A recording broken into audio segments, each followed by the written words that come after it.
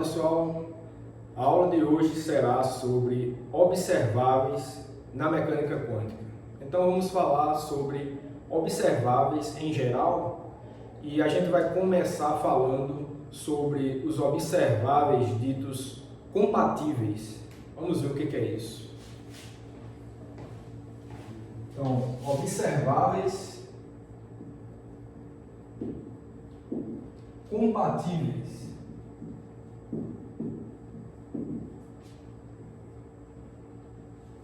Vamos começar dando a definição matemática do significado de observáveis compatíveis e depois a gente discute a física relacionada a esses tipos de observáveis. Então, por definição,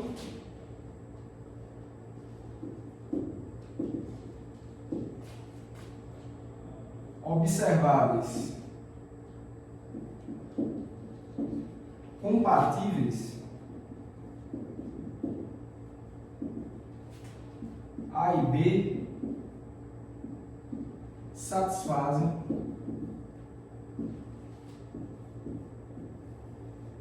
a relação comutador de A com B igual a zero. Essa é a nossa primeira equação de hoje. E só para lembrar, o comutador entre dois operadores a gente definiu na aula passada, dois operadores x e y quaisquer, x e y, por definição, o comutador é x vezes y menos y vezes x. Essa é a definição de comutador. Então, matematicamente, dois observáveis que têm operadores vinculados a eles são ditos compatíveis se o comutador entre eles é zero. E por outro lado,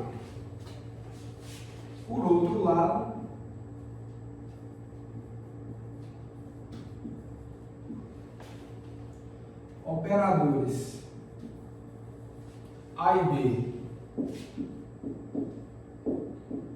são incompatíveis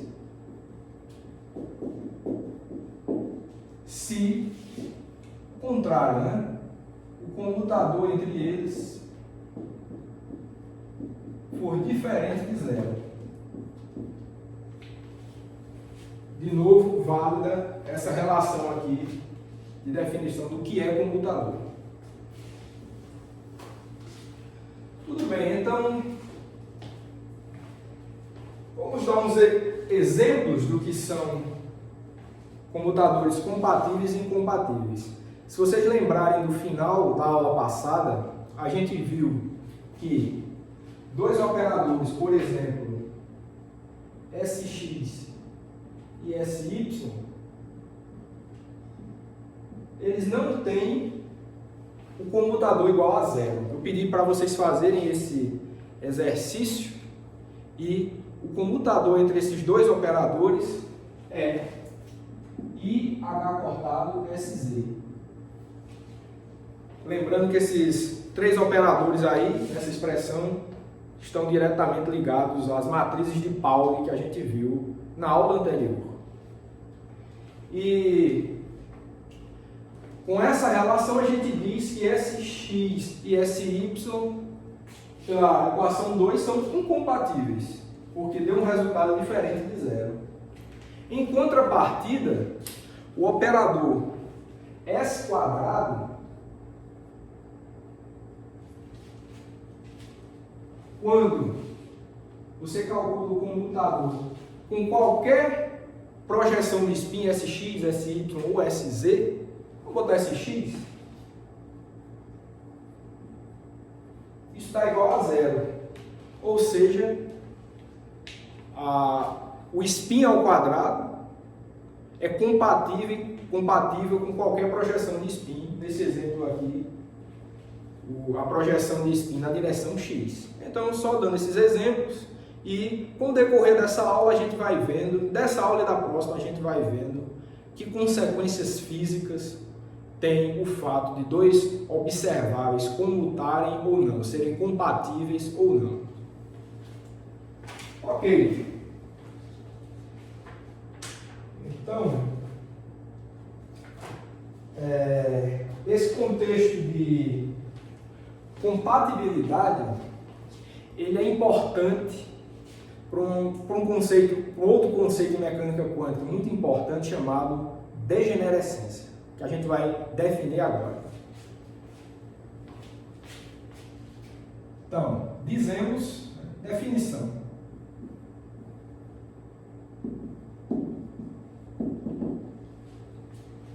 Chamamos de degenerescência o fato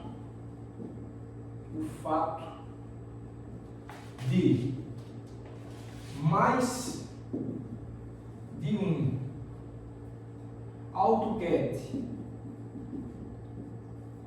a linha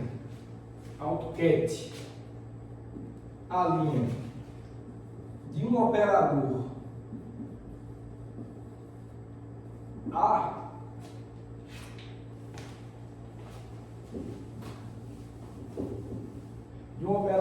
A compartilhar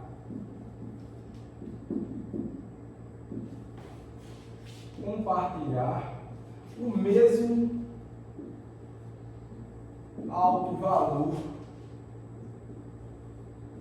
à linha. Isso a gente chama de degenerescência. Ou seja, você tem mais de um estado quântico possível para um dado sistema e todos esses estados, esse grupo de estados, compartilham o mesmo alto valor. Se você quiser fazer uma analogia não quântica com isso, só para você entender melhor esse conceito, imagine que uma turma faz uma dada avaliação e, digamos, 3 alunos tiraram a nota 8.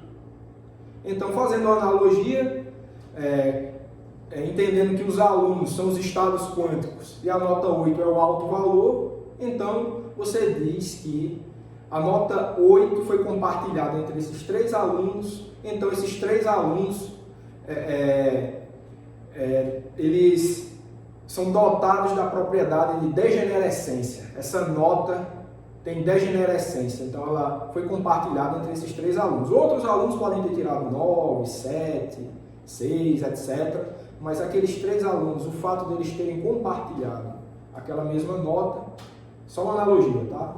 Então você diz que você tem estados degenerados. Então, trazendo essa linguagem para o caso dos alunos, seriam alunos degenerados, talvez essa não seja uma palavra boa, mas só para fazer analogia com o conceito de degenerescência em mecânica quântica. Em mecânica quântica quer dizer isso, estados degenerados são quando 3 estados físicos distintos compartilham o mesmo alto valor. Então, de novo, nesse exemplo que eu dei, nessa analogia que não é nada quântico, mas é só para ajudar vocês a entenderem, os estudantes seriam os estados e a nota 8, no caso, seria o alto valor.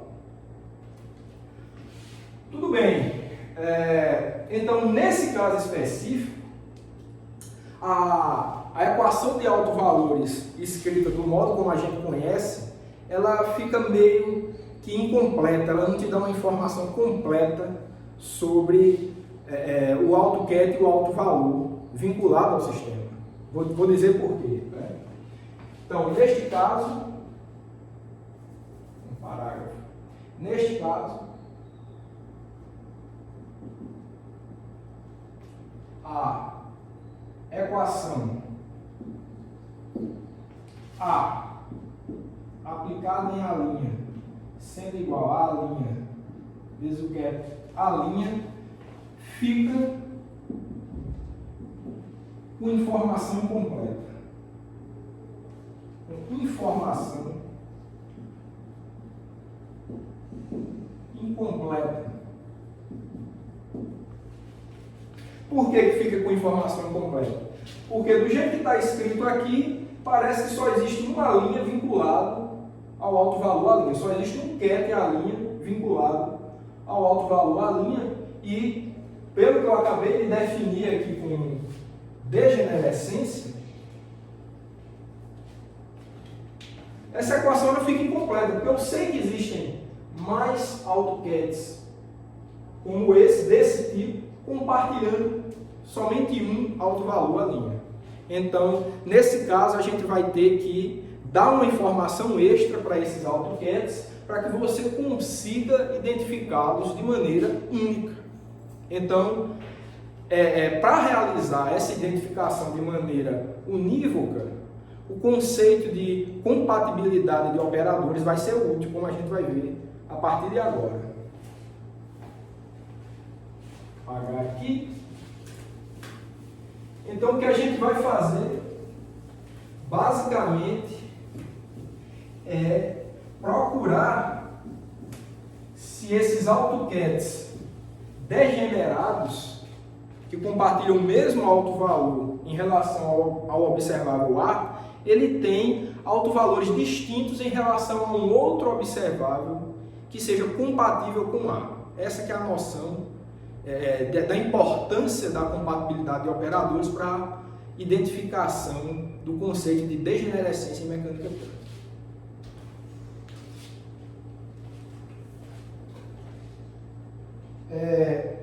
Mas antes da gente fazer isso, nós vamos definir aqui um teorema.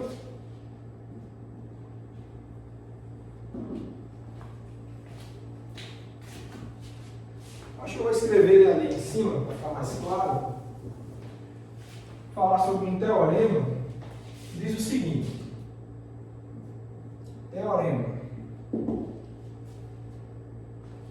Suponha A e B observáveis compatíveis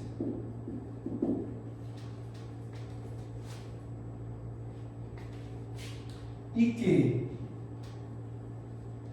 os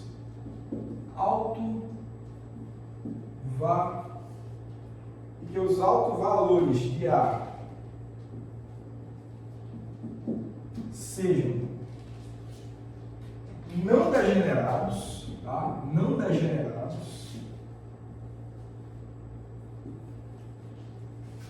O que é que significa não degenerado? É o contrário de degenerado, né? Ou seja, se os autovalores do observável A são ditos não degenerados, é porque para cada autovalor desse observável você só tem um AutoCAD vinculado a ele, somente um para cada autovalor. Isso quer dizer não degenerado. Então, vamos continuar enunciando aí o teorema.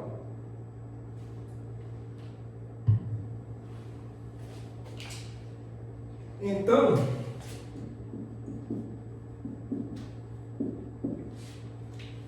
vou apagar logo aqui.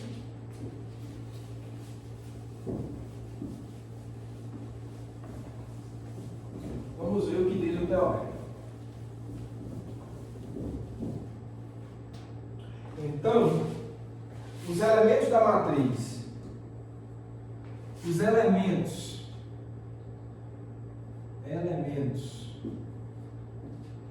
A duas linhas, B, A linha, são todos diagonais. São todos diagonais. Esse é o teorema que a gente vai querer provar. O que é que ele está dizendo? O que é isso aqui? Esses são os elementos de entrada da matriz que representa o observável B na representação dos AutoCADs de A. Acho que vocês estão lembrados que esse BRA aqui representa linha, esse BRA A duas linhas representa as linhas da matriz B e o CAD, a linha, representa as colunas. Então você monta a matriz do observável B na representação dos AutoCADs do observável A. E o que esse teorema está dizendo é que se esses dois observáveis A e B eles forem compatíveis, ou seja, comutam, comutador dá igual a zero, a matriz de representação de B nos AutoCADs de A vai ser uma matriz diagonal. Ou seja, todos os termos fora da diagonal principal são nulos e os termos na diagonal principal podem ser nulos ou não, mas não tem obrigação. A única obrigação é que os elementos fora da diagonal principal sejam nulos. Vamos provar esse teorema agora.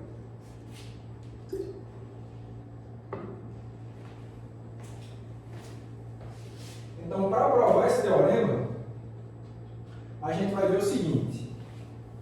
Vamos provar. Então, você tem que... Vamos calcular esse produto interno aqui. Ó. O produto interno é a duas linhas e o produto interno vamos botar aqui o comutador entre A e B aqui no meio, aplicado no ket A'. Isso é um comutador, tá? Pode parecer estranho, mas isso aqui é um produto interno, isso aqui tem que dar um número, né? No mais geral possível, um número complexo. Mas o fato aqui é o seguinte, pode parecer estranho esse comutador aqui no meio, mas a estrutura de um comutador, a estrutura matemática de um comutador é, no mais geral possível, um operador. Porque o comutador é o produto de dois operadores menos o produto do inverso deles. Então, tanto subtração e produto de operadores é outro operador. Então, o comutador entre dois operadores, no mais geral possível, é um operador. Pode entender que é um operador. Então, estou operando sobre um ket, vai me dar outro ket, isso aqui é outro ket. Produto interno com umbral é um produto interno como a gente conhece, é um número, tem que dar um número. Mas tudo bem, agora vamos desenvolver isso. Isso daqui vai ser igual a duas linhas, A vezes B, menos B vezes A linha. Isso daqui vai ser igual a duas linhas, AB, A linha, menos A duas linhas, B vezes A linha. Pelo fato desses operadores representarem observáveis, eles são hermitianos, então tanto faz, por exemplo, o A atuar aqui, isso daqui vai te dar A linha, pela equação de autovalores, e se ele atua para o lado de cá, você vai ter A duas linhas, A duas linhas. Então, ele atua tanto para a esquerda como para a direita, vai dar o próprio autovalor, que é real. Se é um operador hermitiano, o autovalor é real. Então, vai dar isso daí. Tudo bem, então, seguindo com isso daqui, quando você desenvolve, o que você vai encontrar daqui é A duas linhas menos A linha, que multiplica A duas linhas, B, A linha. Então, o resultado desse cálculo dá isso. E isso tem que ser igual a quê? Olha, aqui você tem o comutador entre A e B. E o que a gente quer provar nesse teorema, a gente parte da hipótese de que A e B são observáveis compatíveis, ou seja, eles comutam. Então, o comutador de A com B, isso daqui é igual a zero. Então, o que você tem aqui no meio é o operador nulo. O operador nulo atuando em qualquer ket que você queira, vai te dar zero. Vai te fornecer o ket nulo, produto interno com qualquer coisa vai dar zero também. Então, isso daqui não poderia dar outra coisa senão zero. Tá, agora o que a gente precisa é analisar sob que circunstâncias isso daqui vai se anular.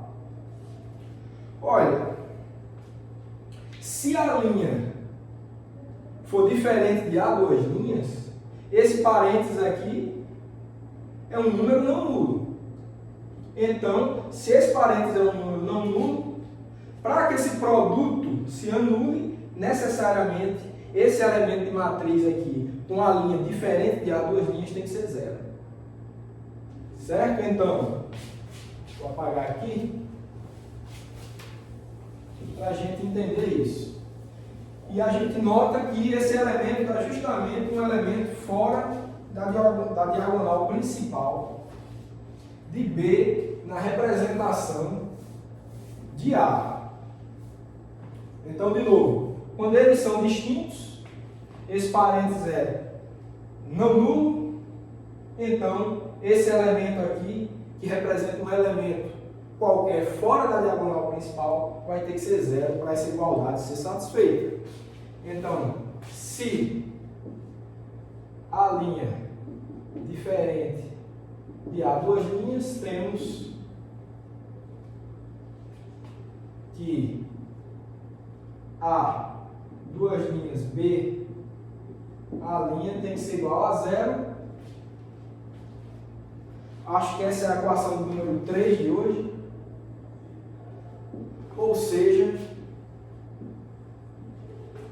B é diagonal na base dos AutoCADs do observável A. Isso prova o teorema, tá? Isso prova o teorema. Bem simples. Com isso a gente prova o teorema. Aí você pode se perguntar também, e o caso em que a linha foi igual a duas linhas? Nesse caso, o parênteses é nulo. Se a duas linhas for igual à linha, o parênteses é nulo. Então, para que isso seja igual a zero, se o parênteses já é nulo, esse elemento de matriz aqui ele não tem obrigação de ser zero. Pode até ser zero também. 0 vezes 0 dá zero, mas não tem obrigação. Então, nesse caso da igualdade entre a linha e a duas linhas, você teria, nesse caso aqui, esses os elementos da diagonal principal, que nesse caso não precisam ser nulos. Podem ou não ser. Agora, os elementos fora da diagonal principal necessariamente são nulos. É isso que diz o teorema. E a gente provou.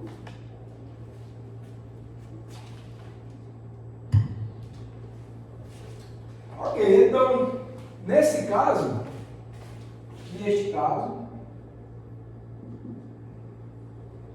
temos, a gente pode escrever o operador B nesse formato aqui, ó. A gente pode botar uma identidade de um lado e outra identidade do outro.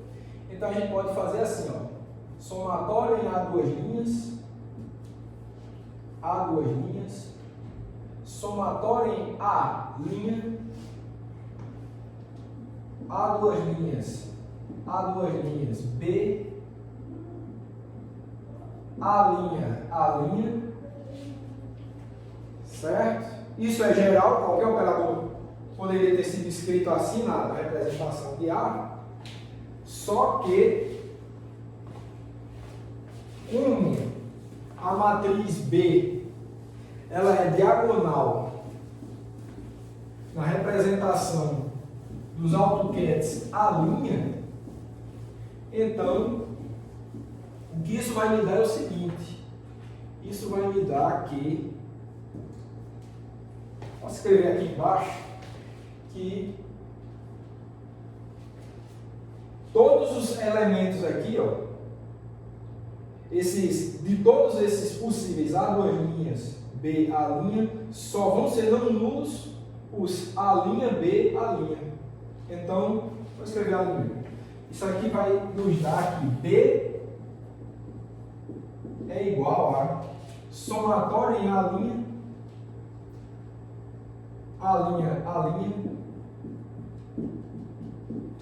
B, A linha. Só ficou esse termo, então a gente não tem mais esse somatório em A duas linhas, por conta do fato que B é diagonal nessa representação. Essa vai ficar sendo a nossa equação de número 4.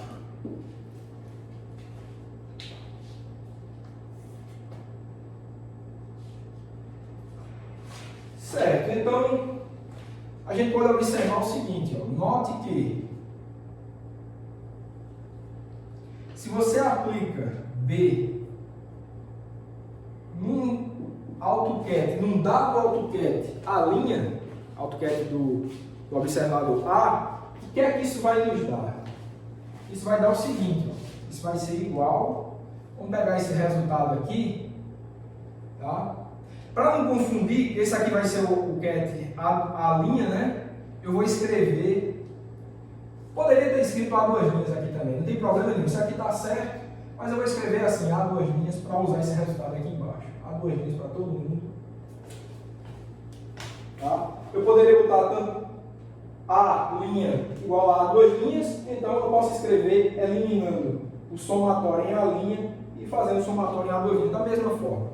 Só estou tomando cuidado para não repetir a notação. Então, atuando este B em A linha, o que a gente vai obter é o seguinte, ó, somatório em A duas linhas, A duas linhas, A duas linhas, B, A duas linhas, A duas linhas, acabou o operador igual a esse aqui, e eu quero atuar tudo isso aqui em A linha, no CAD A linha.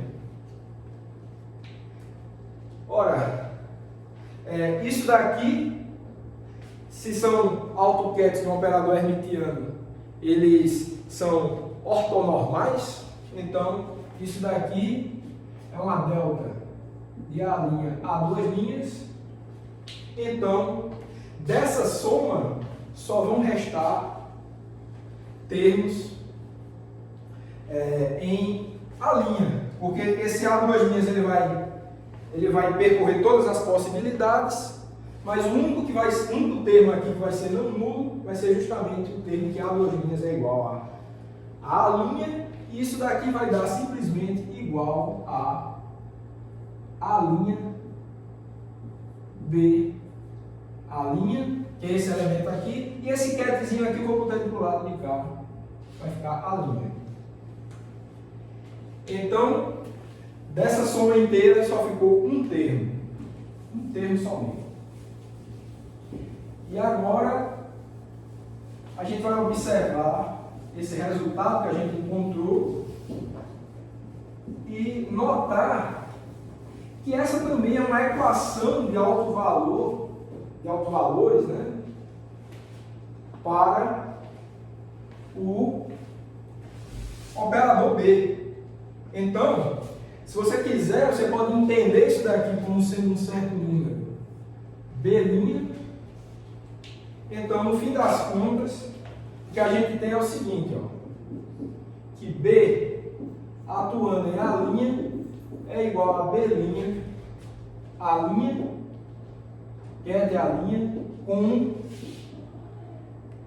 o alto valor B' igual a linha B, a linha, e eu vou dar o número 5 para essa equação aqui. O que é que isso quer dizer, né?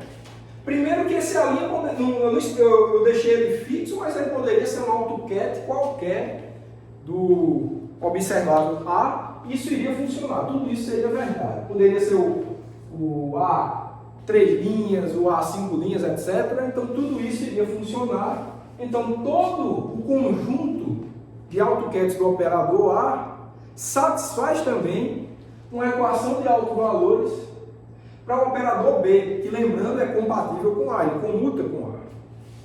Então, satisfaz uma equação de autovalores, mas o autovalor não é a linha. O autovalor é um B' dado por essa estrutura de produto interno que a gente tem ali embaixo. Então, vou dar o número 6 aqui. O que a gente vê é que, o que a gente pode dizer dessa situação? Que os AutoCADs A linha são AutoCADs simultâneos, tanto do operador A quanto do operador B. É isso que a gente acaba de mostrar nessa situação. Se A é compatível com B, esses dois operadores compatíveis, eles têm um grupo de AutoCADs simultâneos. Esses AutoCADs eles satisfazem uma equação de alto valor tanto para A e uma equação de autovalores para B, Agora, os autovalores não precisam ser iguais, mas esses AutoCADs, eles satisfazem essa relação mutuamente. Então, esse é um fato interessante sobre observáveis compatíveis.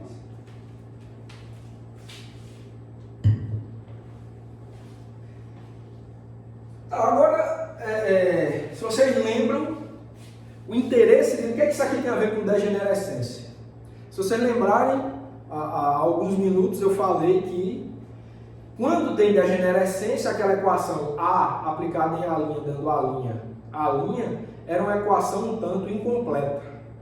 Para a gente especificar de maneira única esses AutoCADs, a gente pode utilizar o fato desse mesmo A' ser AutoCAD do operador B, com alto valor B'. Então, a gente vai utilizar esse alto valor B' para completar a informação, para identificar esses AutoCADs simultâneos de maneira única. E a gente vai fazer isso da seguinte forma. Então, como vemos, a linha, os A' são, quando eu boto os A' são o conjunto inteiro, tá? O conjunto inteiro de AutoCADs de A são AutoCADs simultâneos de A e B. Eles são AutoCADs simultâneos de A e B. E com isso a gente vai poder utilizar esse recurso para identificar esses AutoCADs de maneira única, no caso em que eles forem degenerados. Por caso que houver degenerescência, a gente pode utilizar esse fato, esses autovalores, no caso B' e A', lá no caso da equação de autovalores do operador A, para identificar de maneira única os AutoCADs simultâneos. Então, neste caso,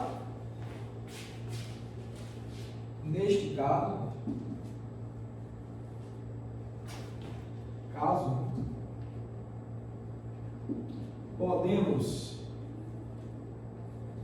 escrever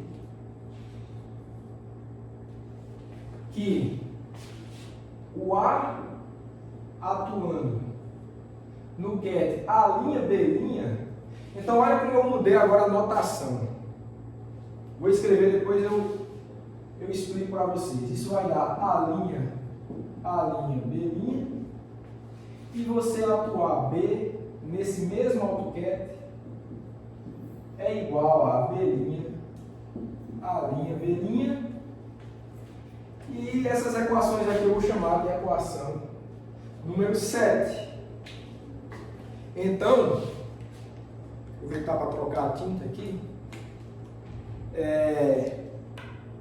O que a gente tem é o seguinte: a gente está utilizando esse recurso aí, desses AutoCAD serem simultâneos de A e B, e quando analisado sob a perspectiva de A, ter os autovalores A', e quando analisado sob a perspectiva de B, ter os autovalores B', a gente utiliza esse fato para identificar melhor quem são esses AutoCADs. Então, ao invés de escrever só a linha, e como eu já falei para vocês, ao invés de escrever somente o CAD e a linha, que é incompleto no caso de degenerescência, como a gente já vem discutindo, a gente bota essa informação extra dele ter também um autovalor B', quando analisado sob a perspectiva do observável B. Então a gente vai botar as duas informações que vai ser útil, essas informações serão úteis no caso de degenerescência.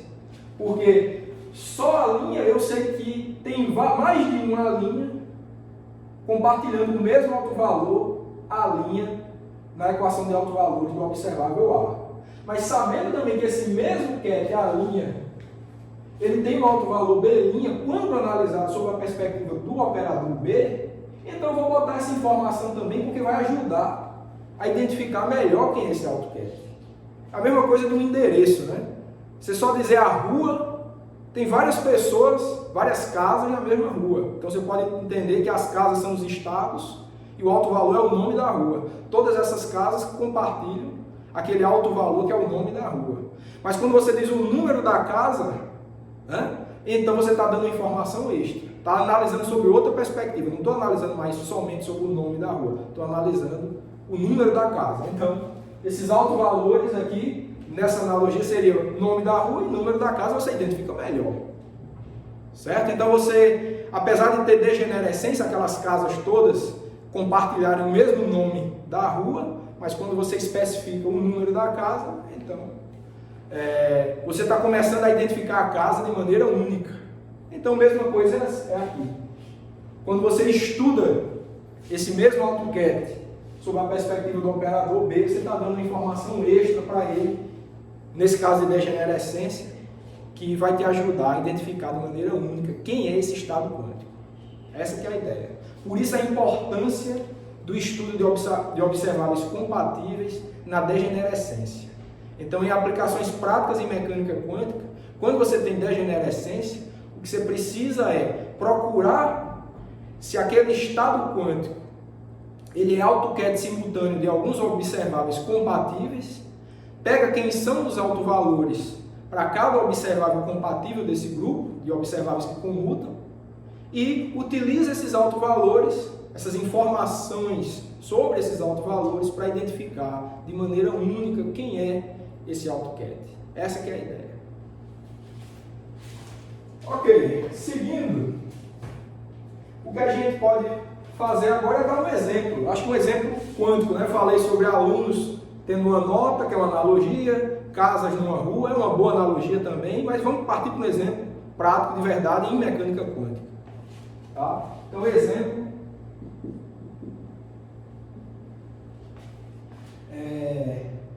pode pegar o exemplo do átomo de hidrogênio, tá?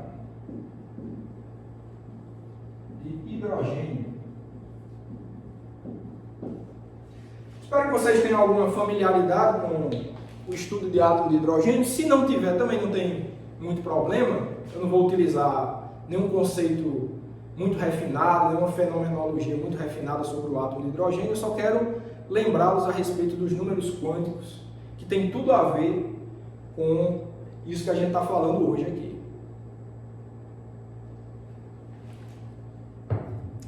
Para um átomo de hidrogênio, pessoal, estados, tá? Vamos falar dos estados de um átomo de hidrogênio. Tá? Os estados do átomo de hidrogênio, se você ignora o spin do elétron, você precisa de 3 números quânticos para identificar o estado de um elétron no átomo de hidrogênio. Você tem um número quântico principal, que é o N, você tem um número quântico secundário, que é o L, e você tem um número quântico magnético, que é o M. Teria um quarto número quântico de spin, que eu não quero falar nele aqui para não complicar. Mas tem também, você precisa essas quatro informações para identificar de maneira única qual é o estado de um elétron num átomo de hidrogênio. Quais são os AutoCADs, né, de um átomo de hidrogênio. Então, os estados, eles têm essa estrutura aqui. Você tem um número quântico N, você tem um número quântico L e você tem um número quântico M. Esse M, ele pode assumir os valores 0 não, começa no 1. Ele é 1, 2, tá, 3, e aí por diante números inteiros, né? O L, ele varia de 0 até N-1, e esse M, ele varia de menos L, aí tem menos L mais 1, até o valor mais L. Ele tem 2L mais 1 possibilidades. Certo? Então, esse exemplo eu estou pegando por quê? Primeiro, o que é que isso tem a ver com observáveis compatíveis? O que é que tem a ver com isso daqui? Primeiro que a estrutura, a notação que eu estou utilizando aqui, ó, é muito similar a essa, né? Ó. Você tem um CAD aqui, tem um alto valor, aqui tem dois autovalores para identificar o ket, aqui eu tenho três números quânticos para identificar o ket, o estado do átomo de hidrogênio de maneira única. Então, por esse estudo que a gente está fazendo, se tem três informações ali, leva vocês a pensar que devem existir três observáveis que comutam aqui nessa história para que você consiga escrever o ket dessa forma. Primeiro tem que haver alguma degenerescência, senão não tem necessidade da gente escrever dessa forma, e os estados do átomo de hidrogênio possuem essa degenerescência. A degenerescência tem exatamente a ver com isso aqui, ó. Se você tem o estado número 1, o N igual a 1, você vai ter, segundo essa regra aqui, você só vai ter o L igual a 0. Certo?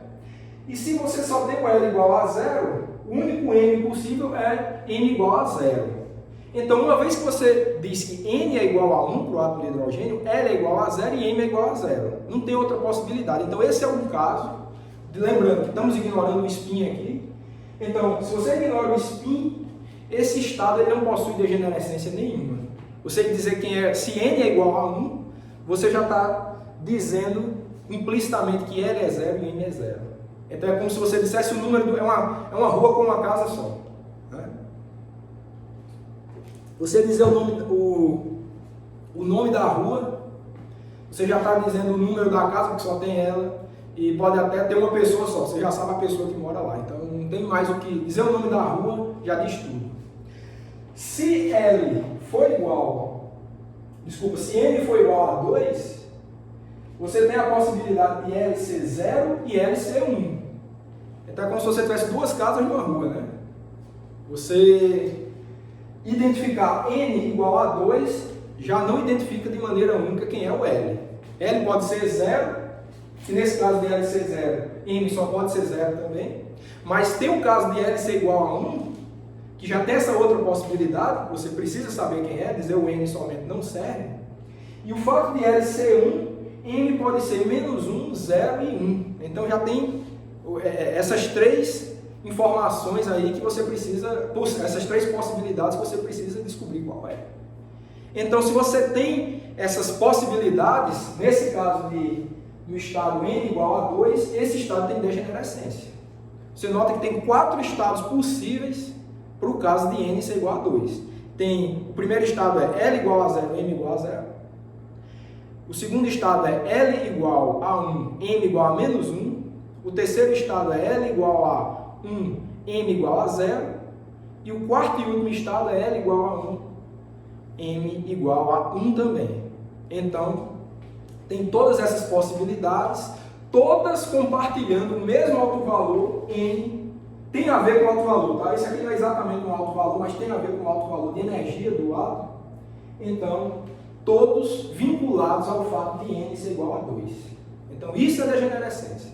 Então, esse é o primeiro estado citado do átomo. O estado fundamental, a gente viu que é não degenerado, é o único que é não degenerado, mas o primeiro estado citado, ele tem essas possibilidades todas, né?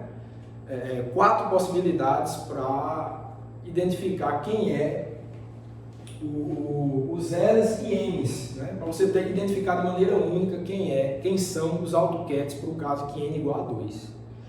De novo, se não tiver lembrado de toda essa história, se quiser dar uma revisada, dê, mas eu só quero dar esse exemplo de degenerescência, talvez seja o exemplo mais famoso em mecânica quântica, de degenerescência, e é importante comentar sobre isso.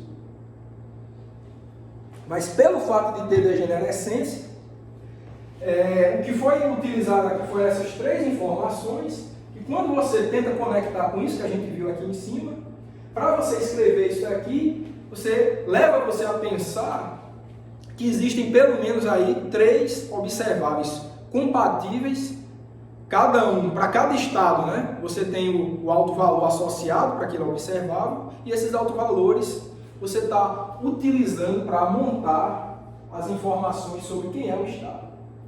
Vinculado ao número quântico principal, você tem um observável que é o hamiltoniano, que é o alto valor, que é o observável de energia do átomo. Vinculado ao L, a esse número quântico L, você tem o observável L quadrado, que é o momento angular orbital ao quadrado desse elétron no átomo de hidrogênio. E vinculado ao número quântico magnético, você vai ter a projeção de spin, a projeção de momento angular orbital na direção Z. Então, esses observáveis, esses três observáveis, eles comutam. Eles têm essa propriedade de comutarem. Por isso que esses AutoCADs formados pelos números quânticos NL e M são AutoCADs simultâneos desses três observáveis. Então, você pega os autovalores desses observáveis, que tem a ver com esses números quânticos, que eu vou escrever agora, e você utiliza essas informações para identificar de novo, de maneira única, quem são os estados quânticos de um elétron num átomo de hidrogênio. Então, só para constar, eu já falei para vocês que esses não são exatamente os autovalores, mas são números quânticos vinculados aos autovalores. Então, só para constar, a equação de autovalores seria H, que é o hamiltoniano do átomo de hidrogênio, quando aplicado nesse CAT, esse AutoCAD, NLM, vai te dar menos a chamada constante de Rydberg sobre N ao quadrado vezes NLM, certo? Essa constante, ela tem um valor 13,6 eletronvolt. Quem estuda o átomo de hidrogênio sabe muito bem o que esse número significa. É a energia necessária para você ionizar um átomo de hidrogênio a partir do seu estado fundamental. A segunda equação de autovalores vinculadas ao operador do momento angular ao quadrado seria L quadrado aplicado no AutoCAD simultâneo, tanto desse quanto desse, Ln, seria igual a H cortado ao quadrado, L mais 1, vezes o próprio AutoCAD. Então, outra equação de autovalores. Então, aqui o autovalor é isso tudo, ó, esse quociente aqui, menos a constante de Rydberg sobre N ao quadrado. Então, esse N, esse número quântico aqui, ele está embutido no autovalor de energia. Esse número quântico L, o secundário, ele está embutido no autovalor do operador momento angular orbital ao quadrado. O L está aqui.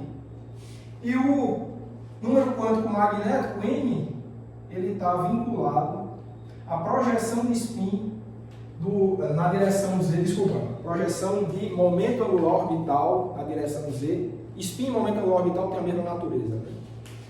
Mas ambos são momentos angulares, né? Mas esse é o momento angular orbital na direção Z, que quando aplicado nesse AutoCAD simultâneo aqui vai te dar esse número quântico magnético vezes H cortado, N, M, L. Ln. Então, tá aí, ó. Três operadores, três observáveis, energia, né, hamiltoniano, momento angular orbital ao quadrado, projeção Z de momento angular, todos são compatíveis, comutador entre eles é nulo, esse com esse dá zero, esse com esse dá zero, comutador é sempre entre dois operadores. E esse fato, como a gente já viu, nos diz que, como eles são compatíveis, eles têm AutoCAD simultâneos.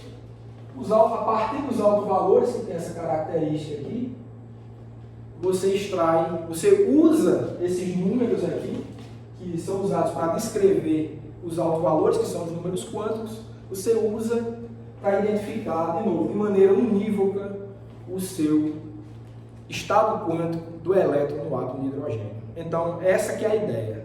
Tá? Quem quiser dar uma revisada em átomo de hidrogênio, acho que ajuda a perceber, mas eu só queria dar um exemplo importante sobre tudo isso que a gente está vendo aqui.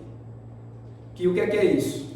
Quando você tem o caso de degenerescência, você utiliza o fato de esses observáveis serem compatíveis com outros, e esse fato nos leva a entender que existem AutoCAD simultâneos entre eles, então, a partir das equações de autovalores para esses AutoCAD simultâneos, desses dois observáveis compatíveis, você utiliza a informação dos autovalores para escrever de maneira única o estado quântico, esses AutoCAD simultâneos de maneira única. Se não fosse por essas informações, o conceito de degenerescência nos levaria a não conseguir identificar de maneira única o AutoCAD. Mas essas informações sempre, em aplicações práticas em mecânica quântica como essa, sempre as informações que você extrai desses observáveis compatíveis, elas são suficientes para você identificar esses AutoCAD simultâneos, mesmo se eles possuírem essa degenerescência, que é o caso importante. Então, essa que é a ideia. Ok, então, de maneira geral, né? Então, de maneira geral, de modo geral, devemos, no caso de degenerescência, né? Devemos procurar por um grupo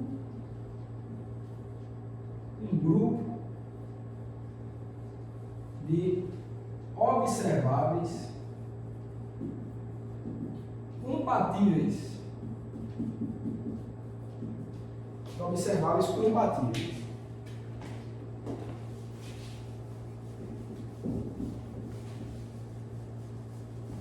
Aí, a partir desses observáveis, a gente tira as informações que a gente precisa para identificar esses AutoCAD simultâneos, de maneira única. Então, nesse caso, você teria, por exemplo, um A que comuta com B, você teria um B, um A que comuta com C, e você teria também o B comutando com C. Nesse caso, se você tem uma situação como essa, você vai ter um cat, a partir disso você extrai um cat, que eu vou chamar K', e esse cat, que ele é AutoCAD simultâneo dos observáveis A, B e C, você pode escrever como sendo A', B', C'. Poderia haver outros, viu, pessoal? Poderia haver um D, um observável D que comuta com todo mundo, e por aí vai. Então, N observáveis compatíveis, cada um vai te dar N informações sobre autovalores, e essas N informações você vai utilizar para escrever o seu AutoCAD de maneira única. Então, por aí vai, a depender do número de observáveis compatíveis, você escreve seu CAD dessa forma, extraindo informação do A, coloca aqui, né? Esse é AutoCAD simultâneo de todo mundo, então B coloca aqui, C, se tiver D, E, etc. Então essa que é a ideia, chamar isso aqui de equação 8. Então, de maneira geral, essa é a importância de ter observáveis compatíveis para você identificar AutoCAD simultâneos que possuem degenerescência. E a partir disso, né,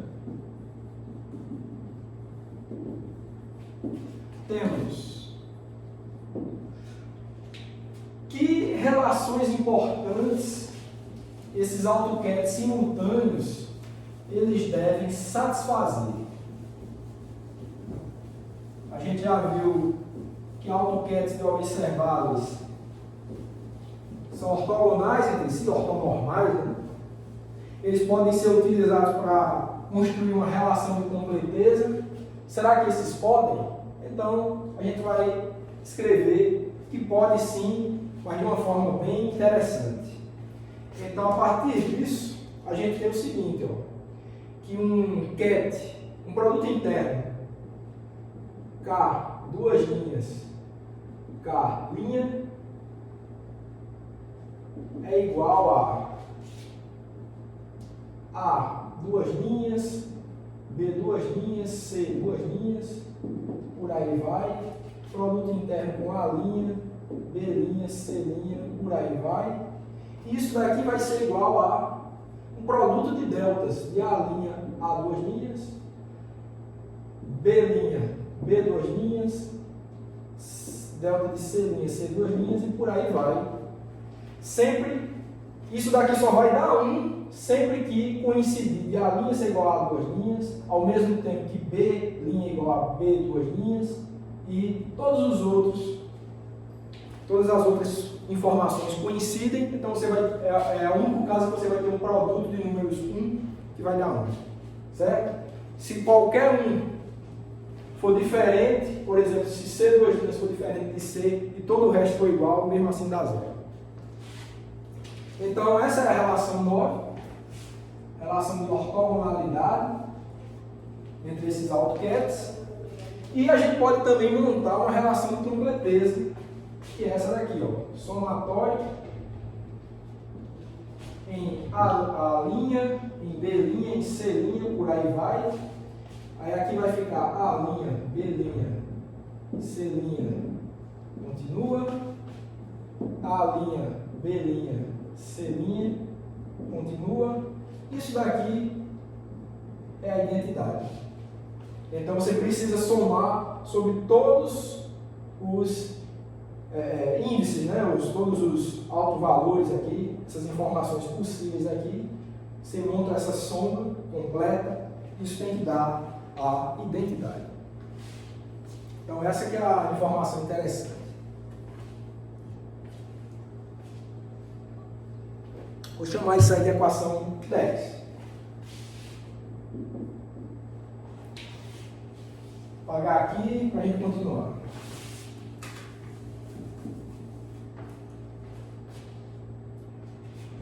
Bom, feitas essas observações a respeito da matemática desses elementos, o que a gente precisa fazer agora é entender em termos de medida a física desses AutoCADs. Será que isso tem alguma repercussão sobre quando eu medi o observável A, quando medi o observável C, etc. Então é isso que a gente vai ver agora, que consequências físicas tem o fato de observáveis serem compatíveis. Bom, então, medidas. O que é que a gente pode dizer sobre as medidas? Olha, supondo, vamos lembrar aqui, né? A e B, comutador de A e B igual a 0, ou seja, dois observáveis compatíveis. Né? O que é que a gente pode falar sobre medidas subsequentes em relação a observáveis compatíveis? Então, vamos supor o seguinte, ó, você tem um cat alfa, aí você vai e executa uma medida do observável A. Então, vou botar aqui, medida de A. Quando você especifica a medida de A, então você vai ter um cat, vai descobrir que é um certo alto valor A', então, pelo postulado da medida, você sabe que você lançou esse estado para o qual ele tem esse alto valor A'. Olha, vamos supor inicialmente que a gente tem esses dois observáveis compatíveis, mas que esses estados sejam não degenerados. É o caso mais simples. Ou seja, para cada alto valor A' de A, só existe um cat. Se só existe um cat, e eu sei também que esse observável A é compatível com B, obter a informação do alto valor de A nos diz também imediatamente quem é o alto valor de B. Então, ao entender, ao medir e obter o valor A', não só você obtém A', mas você vai obter também o alto valor do observável B de graça. Daqui a pouco eu vou falar do exemplo prático, eu vou utilizar o átomo de hidrogênio também para isso. Certo? Mas, se o caso for, esse é o caso, vou especificar aqui, tá? Não degenerado, tá? Não degenerado. Daqui a pouco a gente vai ver o degenerado, que é mais interessante. Mas, se for não degenerado, mediu um, você implicitamente já está medindo o outro. Porque só existe um estado. Ele é simultâneo, então só vai ter se ele é simultâneo, só vai ter um alto valor, e for não degenerado, só vai ter um alto valor vinculado a A e outro alto valor vinculado a B. Então, mediu um, de graça você já tem o outro. Essa que é a história. E suponha agora que você faz, a partir disso, uma medida de B. Uma medida de B. Medida de B. Se você faz uma medida de B sobre esse estado aqui, o que você vai obter, como eu já disse, você já tem essa informação, pelo fato de ser não degenerado. Então, obviamente, você vai continuar no mesmo AutoCAD, não vai haver alteração nenhuma. Então, a medida não perturba o sistema nessa situação. Lembra que eu falei, em geral, uma medida quântica perturba o sistema quântico. Esse é o caso em que ela não perturba. Você está medindo em sequência observáveis compatíveis, então, essas medidas em sequência, elas não vão perturbar o estado quântico. Esse é o ponto importante. Vou apagar aqui e escrever embaixo, mas eu quero fazer uma outra observação, que é a seguinte: se você torna a medir A, medida de A de novo,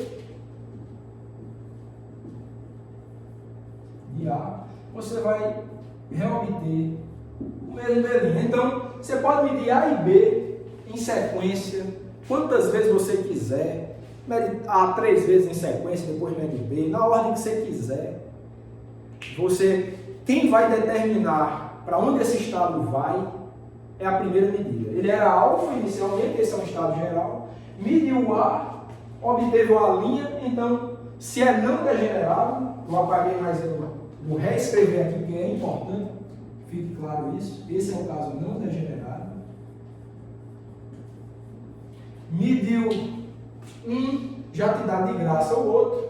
Então, pode medir o outro, você não vai ter surpresa nenhuma. Realmente vai obter B', o estado quântico não é alterado. Se você torna a medir A, você reobtém mesmo a linha. Então, esse é um caso em que medidas não alteram o estado do sistema. Então, que fique claro, pessoal, que fisicamente essa é a ideia que está por trás dos observáveis compatíveis.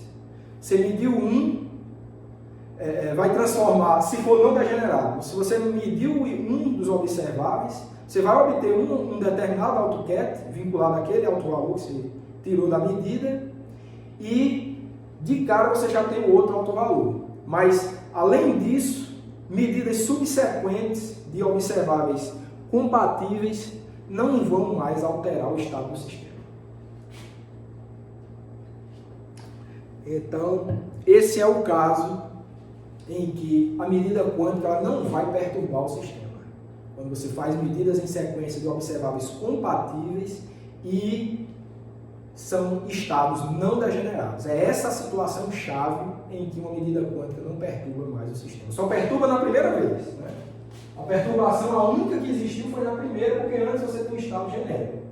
A partir da primeira, você pode medir do jeito que você quiser, em sequência, 10 vezes, 100 vezes, então o estado quântico não deverá sair daquele primeiro que você obteve. Ok, então, tem um exemplo disso? Tem um exemplo disso, sim. Nós vamos utilizar o exemplo do átomo de hidrogênio para dar um exemplo disso. Será que os estados do átomo de hidrogênio se adequam a essa situação aí, que você tem observáveis compatíveis. Isso a gente já viu que já. Tem pelo menos aí 3 observáveis compatíveis, que são o hamiltoniano, momento angular ao quadrado e projeção projeção Z de momento angular. Esses 3 são compatíveis. Mas será que existe algum estado não degenerado? Nesse caso, já comentei com vocês anteriormente, existe somente um caso, que é justamente o estado fundamental do átomo de hidrogênio, que é com N igual a 1. Então, exemplo,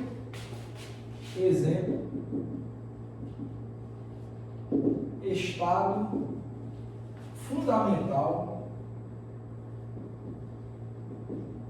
do átomo de hidrogênio.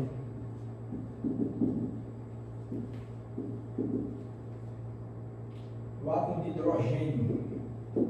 Quem é esse estado? É o estado N igual a 1, L igual a 0, N igual a 0.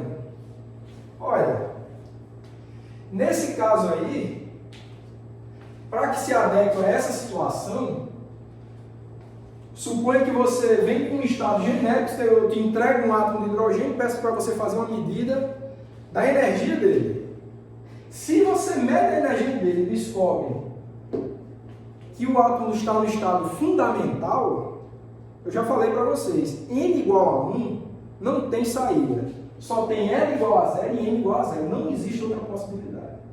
Então, você medir N igual a 1, mediu a energia, deu número quântico 1, então, de cara, você já tem quem é o número quântico secundário e o número quântico magnético. Se você for medir o momento angular dele, o L quadrado, você já sabe que vai ser um alto valor tal que L seja igual a 0.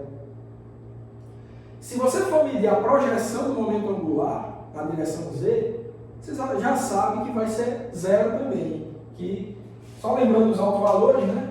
O alto valor vinculado a esse é MH cortado, e esse daqui é H cortado ao quadrado, L mais 1.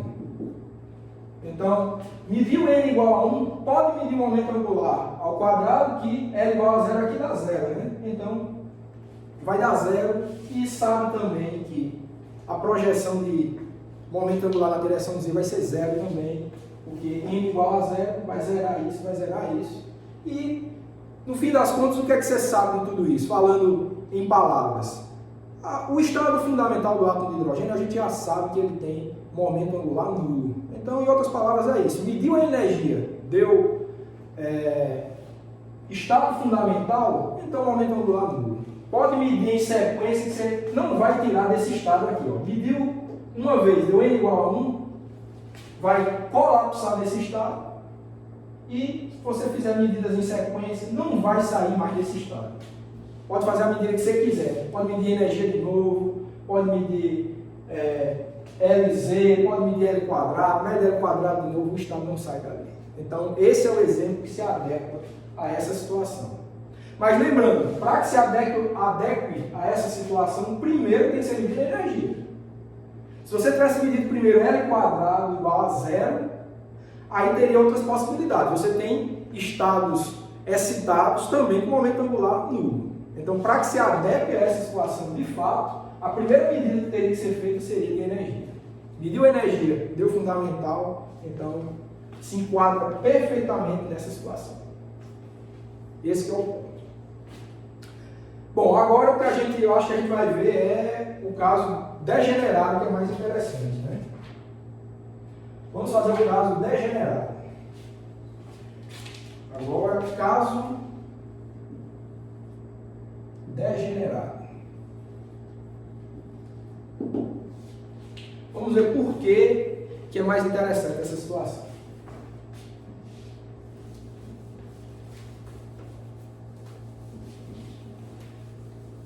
O caso degenerado, a gente obviamente pode usar o átomo de hidrogênio depois como exemplo, porque tem muita degenerescência, os estados excitados do átomo tem muita degenerescência, então vai ser um bom exemplo para a gente ver.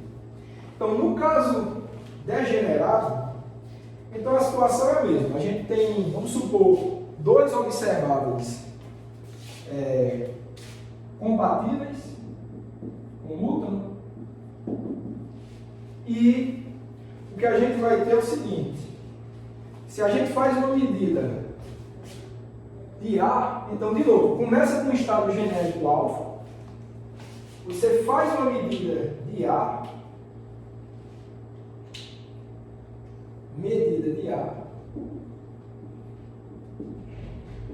então, se você faz uma medida de A, você vai descobrir qual é o alto valor vinculado ao observável A.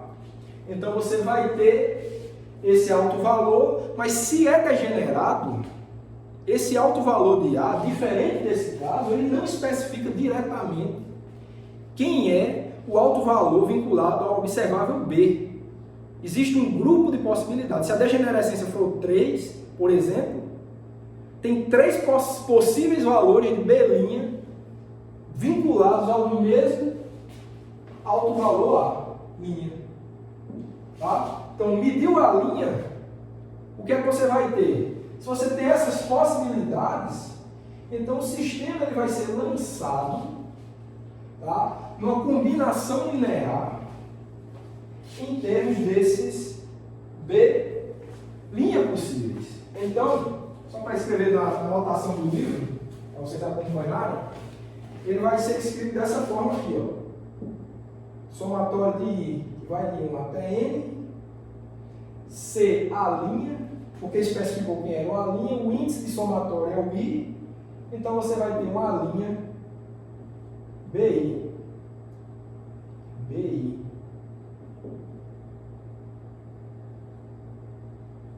Então, essa é a situação. Especificar o A' não te especifica quem é o alto valor vinculado ao observável B. Você tem uma degenerescência N, aqui, N significa degenerescência, todos N possíveis altos valores de B vinculados ao mesmo alto valor de A. Como você não tem como descobrir somente com a medida de A medida somente de A te lançou numa combinação linear em que, de fato, você tem o alto valor que você mediu A', mas você tem todas as possibilidades de B vinculadas a esse alto valor A' de A. Certo? E somente uma medida de B, aí se você vem e faz uma medida de B, aí não. Aí você consegue, de fato, especificar tudo. Quando você faz uma medida de B, aí você, de fato, especificou o A' que já havia sido especificado na primeira medida e um B' desses possíveis aqui, dessa combinação linear, vai colapsar somente em um deles e vai ficar de uma forma que você consiga identificar de maneira unívoca qual é seu estado. Então, note a diferença desse caso degenerado para esse caso aqui. Nesse caso, a primeira medida já foi capaz de identificar de maneira única qual era o estado quântico. No caso degenerado, você precisou fazer todas as medidas, todos os observáveis para você determinar qual é o seu estado. Agora, a partir disso, se você faz uma medida de A de novo, aí você pode fazer de A e de B, não sai mais daqui, porque os observáveis são compatíveis. Então, se você faz uma medida de A, medida de A,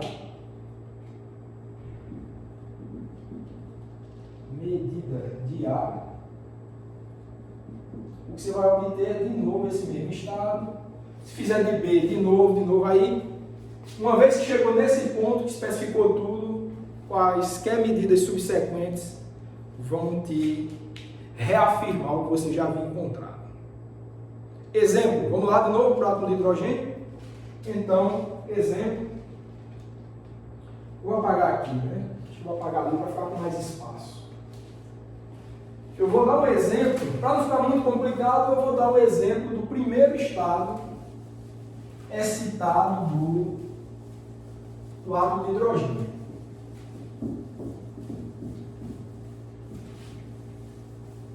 Primeiro estado excitado. Então, exemplo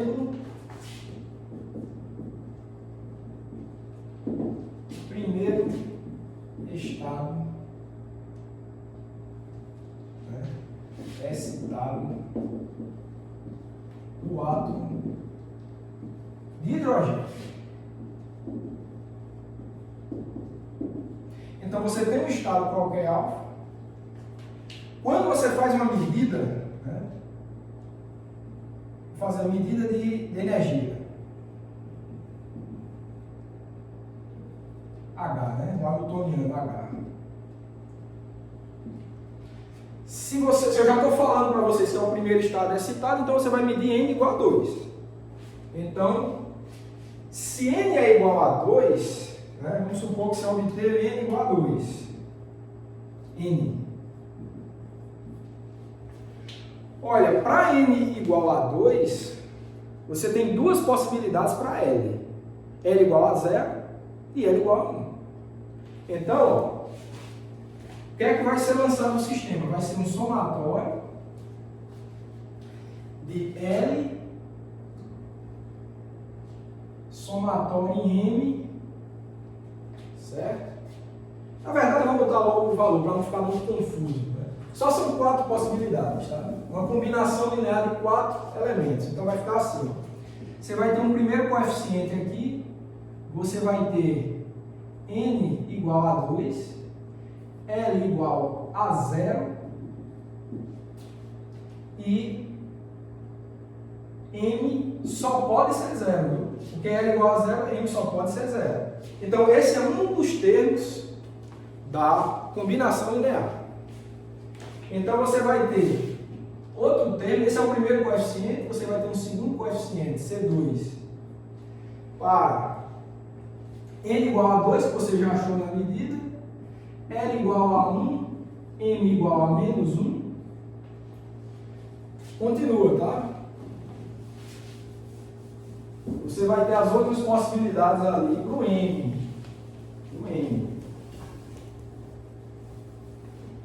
Quais são as possibilidades? Mais C3, o terceiro coeficiente da expansão. Você vai ter N igual a 2, que a primeira medida já te forneceu. Você vai ter L igual a 1, pode ter também M igual a 0. E o último termo da expansão vai ser um C4, N igual a 2, L igual a 1, M igual a 1 também. Então, ficam sendo esses, eu vou botar os índices de acordo com isso aqui, né? O coeficiente de 2, 0, 0, o coeficiente de 2, 1, menos 1, o coeficiente de 2, 1, 0, e o coeficiente de 2, 1, 1. Então, medir a energia e descobrir que ela te deu o primeiro estado excitado do átomo, lança o teu sistema numa combinação linear dessas 4 possibilidades.